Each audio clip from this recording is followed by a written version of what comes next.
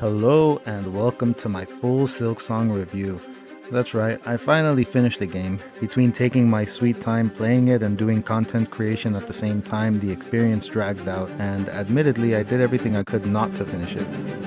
Every so often, I would stop to simply explore or run little errands, like heading off to grab some silk eaters from Sticks, actually, is his name. I had the time of my life. Anyway, strap in for the ride. There's a lot to be said about this game. Let's start with the gameplay. So, this game is the most consistently difficult game I've ever played. The single hardest individual challenge still goes to another game, but Silksong maintains a high level of challenge for a longer period of time. I'm going to go through what I thought were the biggest reasons for that, and in no particular order of importance. The first is a highly punishing moveset for the enemies across the board. Enemies that would otherwise appear to be simple enough pretty much did everything they could. They were used to their fullest extent by the devs. There were genuinely only a handful of enemies I could call easy, and even they could GG me in the right situations or wrong situation, depending on where you stand on this. Simple ground enemies with a routine to walk back and forth could turn around before they completed their circuit or as soon as they reached the end of their path and then just turn around and charge you. Other enemies that could jump at you would hit a barrel roll upon landing to punish you if you thought their forward momentum ended as soon as their feet touched the floor, which was pretty much what I was thinking and paid the price for it. Flying enemies are back and more ruthless than ever. They leverage their maneuverability constantly, whether it's in gank situations or in situations where you have to platform and your mobility options are limited. I specifically enjoyed how thematically Team Cherry confronted this truth in the journal entry for the Spear Scar. Hornet admits to fantasizing about having wings before she decided that she might as well just accept her limitations and adapt. It kind of actually speaks to the player in a way. It's like that's what you're supposed to be doing as well. And it's not easy, very difficult to do that. So, flying enemies with ranged attacks were brutal. They hovered just out of range, repositioned depending on where you were, and even used contact damage to punish you for jumping after them too aggressively. Input reading played a huge role, I think. Enemies were aware of which direction you were headed and adapted accordingly, forcing you to use the active input reading against the enemies if you wanted to survive at times. Hornet has a very small attack range, I would say. I did see people complaining that Hornet's model took up a lot more space than the Knight and therefore created an abundance of contact damage situations, which is also probably true. Admittedly, I had less of an issue with that though, and more of an issue with the needle range. There was so much handle on that needle, and Hornet was holding it right where the handle meets the blade when she could hold it closer to the eye to create greater range. Explain me that. Playful complaints aside though, it's clear that Team Cherry made the firm choice to give you a very small attack range with the needle, maybe because the tools were granting insane range. In the end, that together with Hornet's larger model seems to be directly responsible for why contact damage in this game was a source of frustration. Another more popular reason for early game difficulty is the new diagonal pogo, which you could opt out of pretty early. You can never speak in certainties about what game developers may have wanted, but gathering evidence, we can theorize it seems like Greymore would have come before Hunter's March if you believe in player power creep. Anyway, the new pogo was massively unintuitive. It took me a while to figure out that it was best to be hugging those flower pods when initiating the pogo if I wanted to make sure I nailed the hit zone.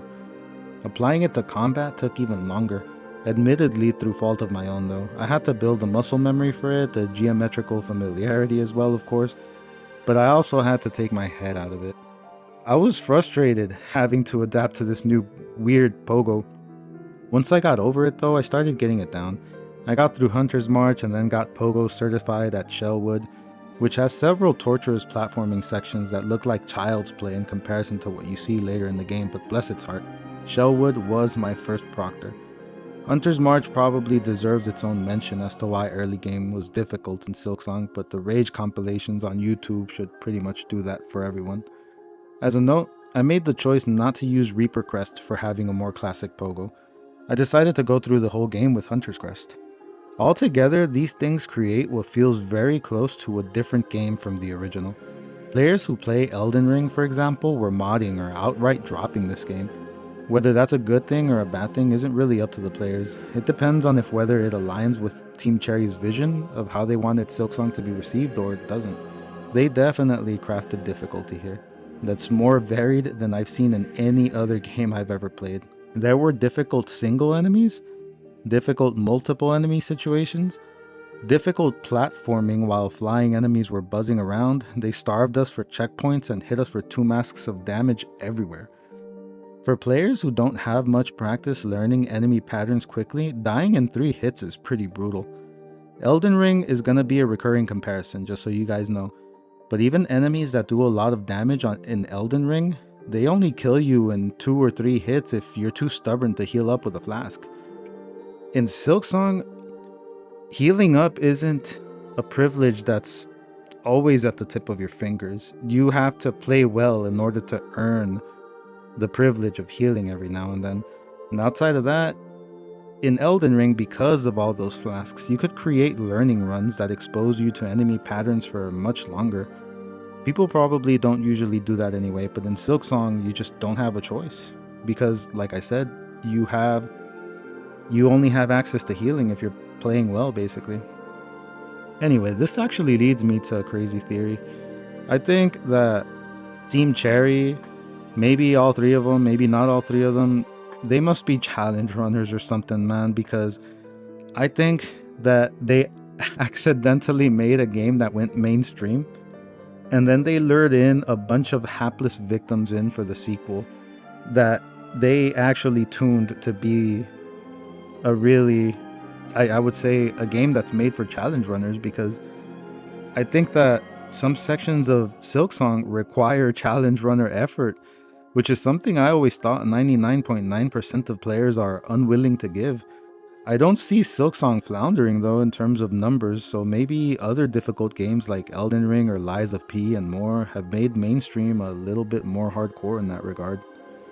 Anyway, Silksong took me for a ride. I noticed they tapped into multiple enemies in certain situations to create difficulty, which was something that is done very lightly in Elden Ring, for example. We can never be 100% certain why devs do what they do, but I'm under the impression that FromSoft knows and understands that the player base is willing to go through hard bosses. But multiple enemy bosses are often considered annoying, so I'm guessing that's why they don't dip into that very often. With Promised Consort Radahn, for example, the grand finale of Shadow of the Erdtree, they leaned into large screen saturation for difficulty, which, shockingly, is what 2D games usually have to do to create the higher instances of difficulty as well. I don't know if Team Cherry noticed this trend and did it on purpose, but they did something different. They ganked the hell out of us, but always had a squishier, more obvious first target. So the strat was to focus down that one first to make the other one more manageable. At first I was keeping a close eye on if whether Team Cherry would be as good as FromSoft at not overdoing things, and then I realized it wasn't about that at all. For Team Cherry, it doesn't seem like it's entirely about being as good as any other publisher of difficult games. It was about being good while remaining different, maybe even better. That formula for multiple enemy difficulty stayed for a while until they threw the Scar Guard together with the Spear Guard, or in another example, Cygnus and Gron. Here you were presented with 2 enemies at once, where one enemy was still squishier, but not by much. So that meant you had to deal with multiple enemies for a longer period of time than you had before. Team Cherry had gone off the deep end at that point, I was thinking. But I noticed that alone, both of these enemies were actually quite easy. Sorry if you're bad and that offends you, trust me, I'm bad too. Alone, Cygnus and Gron weren't much harder than a lone advanced field enemy. Team Cherry compromised there, and that was when I knew that their difficulty chops were solid. Once you develop that level of meticulousness in a video game, what makes the difference is preference from player to player, and if whether players decide you've added difficulty for difficulty's sake or if there's rhyme and reason to it all. Team Cherry built the game with well thought out difficulty mechanics, complete with intentional learning curves baked into the areas, Hunter's March seems to have been intended to teach you how to pogo and to learn that you should be targeting the squishier targets in multiple enemy encounters, for example. Shellwood was full of platforming segments designed to show you what you'd been learning to pogo for. Greymore had been the starter area all along too, maybe alongside the Marrow. They didn't guide us though along that path, but I can't say that that's a bad design choice or anything because I don't think they really wanted to guide us in that way. They wanted to leave the game in that free state, in that free explorable state. Considering how deliberate they were about everything else, if they wanted us to go from place to place on rails to improve our skills before we got destroyed by those bosses, they would have. Instead, they did little things like give us Chakra's help, for example, in Hunter's March, in case we really did put ourselves in a horrible situation. They also, they were just in general very deliberate about everything. The 7-year development cycle really shows, and there's also so much to explore, so many bosses. The time went into everything, and for $20, this experience is insane in terms of the value. It's a very, very good game. I could go on a lot longer about this, but I have a lot of stuff to cover, so I'm going to move into the platforming side of things. The platforming in this game is probably spoiling me. Before continuing, I'm going to point out that I generally don't like platformers, and the main reason I even picked up Silksong is for the Souls-like combat difficulty. So, I had to think very objectively as I tackled some of the game's toughest platforming challenges. Having to platform while flying enemy types buzzed about making my life harder as I was doing something I didn't like to do in the first place really tested my patience and open-mindedness. After Mount Fae, though, everything changed. The story aspect of climbing a tall frozen mountain to search for a fabled creature whose feathers were scattered throughout the landscape might have helped change my mind, but the biggest reason was in the game mechanics themselves. In Mount Fae, I had to learn to use the harpoon at the highest point of Hornet's Jump to make the next platform. If I tried to use the Drifter's Cloak to buy time, I had already lost the elevation I needed. In the passing of the H quest, the rough platforming sequence there taught me that I could double jump after the harpoon, which honestly I had no idea I could do or had forgotten about at that point. It was all really deliberate. Team Cherry built a platforming system and forced you to push that system to its limits and to execute properly in terms of button controls and all of that to get through certain situations. Even something that seems inconsequential, like bumping into a wall while dashing, which happens often because Hornet moves really fast. At least it happens often to me. It actually factors into the gameplay. It could damage the packages you were carrying around for the NPCs, or the bounce back after hitting a wall could get you hit if you were running away from an enemy. Jumping towards a wall with the intention of wall hopping had its quirks too. Do it wrong and you could slide further down the wall you were landing on that you intended and get hit or fall into some spikes or lava or flesh-eating worms. Yet as rigid as the system is and sounds, the traversal in this game is smooth and satisfying, and I don't think any other Metroidvanias I play are going to live up to it, especially because I haven't played too many. The only other experience I have is the original Hollow Knight, which I never finished, and Mega Man X, years and years ago. Another important topic to touch on, I think, are the runbacks. A lot of people were broken by these runbacks in the game, but looking into it, it seems pretty clear to me that they compounded an issue that was already present before them, which is, I think, the unfamiliar difficulty of Silksong in general for pretty much everybody, even veterans of the original Hollow Knight. In essence, the runbacks were the final straw that broke the camel's back, and because of that, they shall forever live in infamy. Despite the fact that in and of themselves they really were not that big of an issue. Sometimes runbacks could be used as rosary farms if you took the time to take down every enemy along the way to the boss room. Your rosaries would go into the cocoon piggy bank every attempt and you could cash in when you finally defeated the boss. If this sounds tedious to you, like something that should not be in a video game or something like that, then you and I have a fundamental disagreement on how a game should be approached in general. I sip Silksong like a fine wine. I treat every new enemy like a new experience to solve, and sometimes these runbacks had new advanced field level enemies that were fun and rewarding to beat on your way to the boss chamber. Not to mention, they would put rosaries in my pockets. Sometimes these enemies would appear in the boss chamber if this was a multiple enemy encounter as well, so the runback would literally train you for the encounter ahead.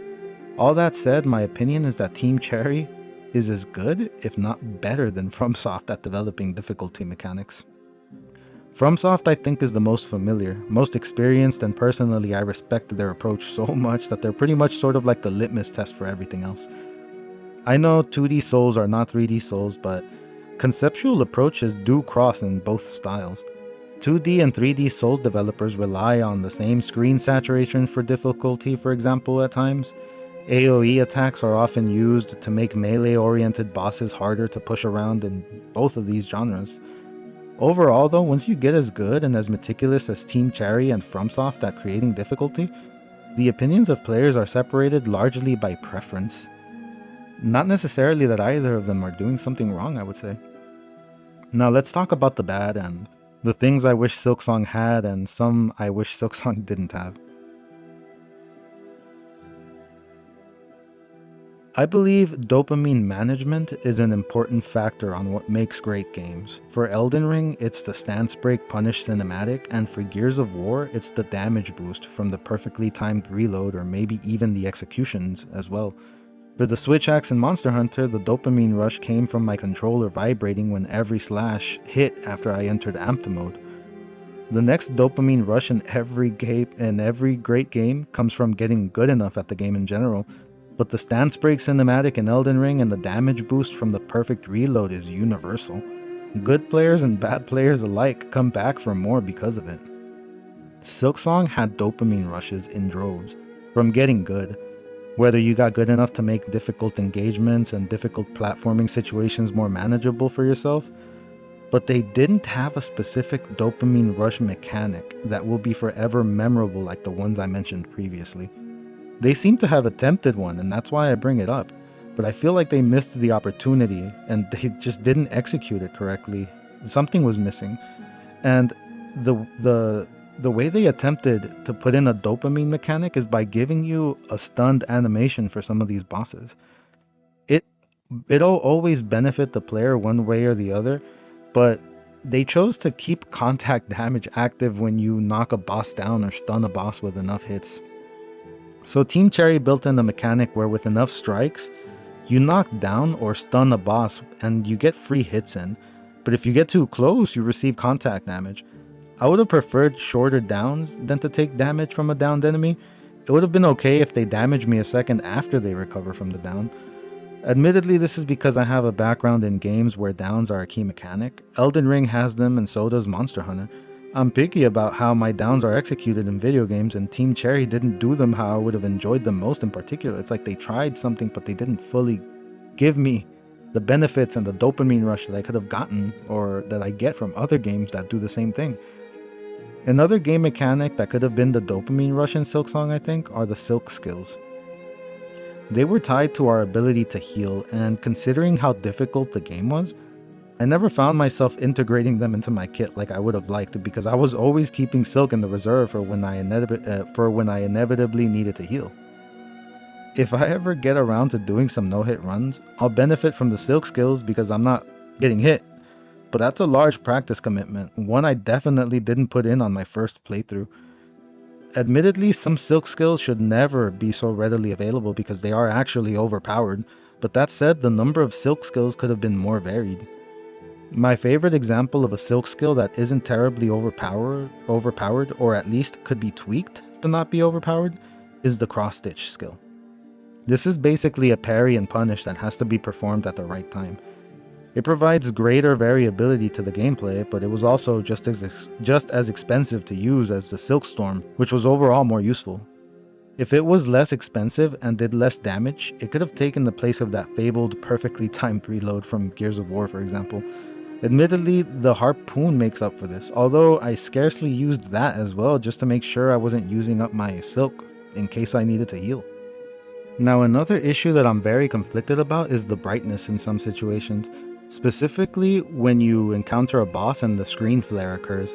Bright white flashes happen pretty much everywhere. When you get enough silk to heal, when you get hit while using a silk skill or while healing, when you get hit in general, and even when you hit enemies. During those instances, I didn't have any trouble in terms of brightness. But sometimes when I was playing in a perfectly dark room, I literally had to look away or close my eyes and rely on audio cues to know when the screen flare was over. I wonder if this can be fixed at this junction or not, but hopefully for the next entry it's a non-issue. The friendly fire on the beast fly, for example, was another thing that was a little jarring to me. I could tell it was a very small intrusive tweak that Team Cherry used to balance that fight, maybe in comparison to the others, But when you come from several multiple enemy boss chambers and don't see any friendly fire, it's kind of off.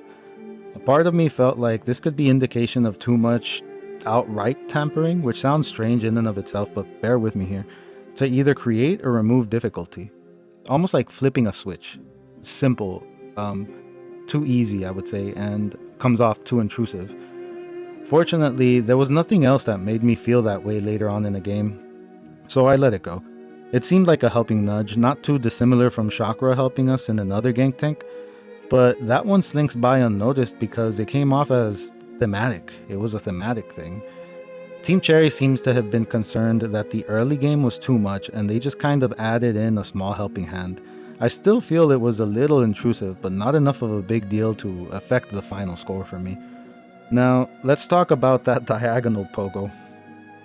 So I decided to play through the game with the Hunter's Crest the whole time, and I learned to love it. It felt really good to be able to use that really Ohio pogo in combat. But at some point in time when I reached the Festival of the Fleas, I decided to only one time switch to the old school Hollow Knight crest, which is the Wanderer's crest, to see how it felt. I mean, I had been through pretty much the entire game and I just wanted to see the difference. I had been at least 10 or 15 attempts into the bouncing challenge when I decided to make this change, and having only played the other crests to see their movesets before switching right back to the Hunter's Crest, I completed the challenge on my third attempt. The sheer effectiveness of a wide sweeping pogo is insane. The disparity of how easier it was is kind of what hit me hardest at that moment. But fundamentally, I think it's okay, specifically in regards to the Reaper Crest. The Hunter's Crest and the Reaper Crests are, in my opinion, the two best balanced crests in the game. Most people jump onto the Reaper Crest ASAP because of the wider hitbox on the pogo, but you actually sacrifice your wider normal attack. With the Reaper Crest, Hornet more so stabs her enemies rather than slash, which decreases the size of the needle's hitbox in exchange for a less inhibitive pogo. That's A+ balancing from extremely meticulous devs, but it still somehow felt like there could have been something better about it, like it was missing a magic ingredient here so that it wouldn't just strike the perfect balance, but also really wow us, you know? Landing the exceedingly difficult diagonal pogo could have given us more silk, could have done more poise damage to work towards those boss stuns, and I know I'm using Elden Ring lingo here, but yeah, like I said, I use Elden Ring and FromSoft as a litmus test for most of their difficult games. Or maybe they could have done something really crazy, like give us a chance to execute an enemy by snapping the neck like Hornet actually does at some point in the game, if the enemy is at low enough health when you diagonal pogo them. A successful diagonal pogo could have made it so that the silk harpoon wouldn't cost any silk to use if it was used immediately afterwards. Something. I would have taken something like that over the buff that the Hunter's Crest receives at some point that increases damage for landing consecutive hits without taking any damage. Same goes for Reaper's Crest. I have less ideas for what could have been done there, admittedly, because I didn't play using it. So in terms of gameplay, platforming, and combat, Silksong is so meticulously balanced that it's hard to find faults, and the faults that you do find are forgivable, at least in my opinion. Because the game is so massive, there are so many enemies, several different crests, and so many tools that all have to be balanced, and they did such a good job that I was okay with just about everything. The only thing I could come out of it saying was that they just need one or two dopamine rush mechanics, balanced meticulously like Team Cherry knows how, and this gameplay would have been perfect. So, now on to the story and the NPCs. Silksong, like Elden Ring, isn't your typical narrative full of twists and turns and clear agendas with visible consequences on the horizon. Nothing like Final Fantasy X or Mass Effect, for example. Also, like Elden Ring, Silksong tells a large part of the story via the atmosphere, while lore bits come from historical artifacts you can turn into one of the NPCs. From stone structures etched with vague bits of history for you to read, and probably one of the coolest ways, from playing the needle in for friendly and enemy characters alike. In that regard, it followed the original Hollow Knight formula, so if you're one of those people who believes a good sequel iterates on the original formula, Silksong is going to lose in that regard. They did, however, add dialogue for the protagonist. Hornet was actually talking to the NPCs you encountered, which gave us insight into Hornet's personality and demeanor. She speaks like a royal knight. She is also old, very old, which was a shock to the senses. I'm 100% wrong to feel this way, but in my mind, Hornet was a young royal. That wasn't the case. Team Cherry let us know we're dealing with a mature lady who refers to Lace, one of the NPCs in the game, as child, despite Lace's demeanor indicating she isn't one. We also discover she has had romantic partners and that she outlived them due to her heritage. So yeah, Hornet is a seasoned lady with a background in royalty that seems to give her a sense of honor. The music, while I enjoyed several of the tracks, was outshined in my opinion by the original Hollow Knight score.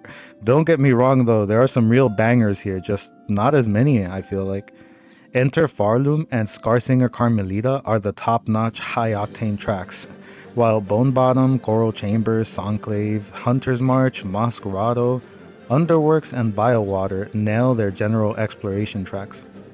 I'll be looking for these orchestral performances near me for sure. The music accompanies the story well, where bugs hoping to reach the Citadel for salvation are corrupted by the influence of a powerful being locked away in Silk, leaving the remaining bugs with a burdensome, oftentimes tragic pilgrimage to undertake. The theme in Bone Bottom makes you feel that story in the pit of your stomach, as does the theme in Songclave, but Bone Bottom's theme feels like a sad, hopeless beginning, while Songclave feels downtrodden yet determined. Bravo, Christopher Larkin. Outside of that, the story, sorry, I can't talk. Outside of that, the story doesn't go out of its way to let you know it's progressing.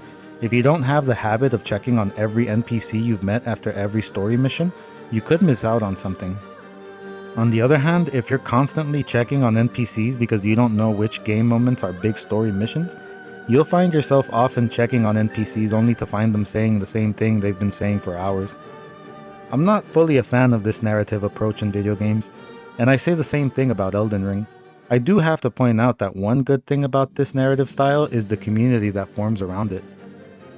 There are content creators out there who approach the lore in these types of games like investigative historians.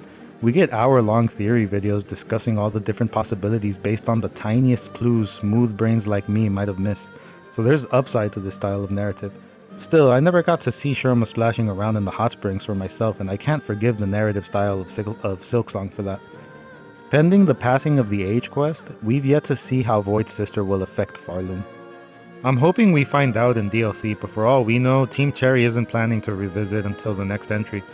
The NPCs are fun. Seeing Chakra's mission through to the end, for example, was great. Also, who the hell thought it was a good idea to let Sherma investigate that one place? I was furious when I found out. Garmand and the second Sentinel were also a pair of delights to see running around out on the map. It really felt like you changed something in the environment when you reactivated the second Sentinel. The final time you encounter Garmand in the story will remain with me forever. Zaza accompanying Garmand for the remainder of the game hit me in the feels like nothing else had in a game story for a long time. The twist for Grandmother Silk was also very welcome. That she held a soft spot for her child, which was Lace, was a redeeming quality that changed the optics of the story very quick for me. Some people believe the final boss battle is underwhelming, but it seems like a deliberate choice by Team Cherry. Not to be underwhelming, but to be different. I could be wrong, of course, but I'm seeing that they didn't throw a one-dimensional apocalyptic level boss at us. They threw an immensely powerful being with a motherly side at us instead, which is a juicier story element than big unstoppable bad who won't be reasoned with. As much as I like Seth and his design, and as much as I like the second Sentinel as well, Lace seems like the likeliest candidate for the next protagonist, which is also a very good and interesting prospect. But I love the story so much that I find myself thinking a prequel would be great too. I would love to see how Crust King Khan and his army interacted with the wild savagery of Hunter's March and Scarsinger Carmelita, for example. I would love to see Nyleth propagating life and maybe even the three of them fighting largely in futility against Grandmother Silk eventually.